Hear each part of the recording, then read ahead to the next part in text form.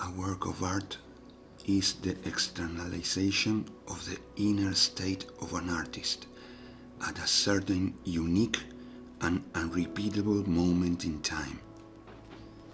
Art allows us to see reality from a new perspective.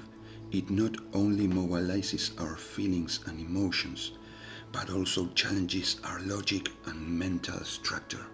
For an artist to share his art can be a very difficult test. The artist not only exposes his emotions, but also his vision of the world, ultimately showing, or should if he is really honest and brave, who he really is. Consciously or not, the artist needs to create in order to validate himself and his vision of the world. But for this, it needs space, internal and external. Art is also a spiritual practice if it is accompanied by the right intention and disposition of spirit. Art liberates, heals, teaches and challenges. Art is necessary.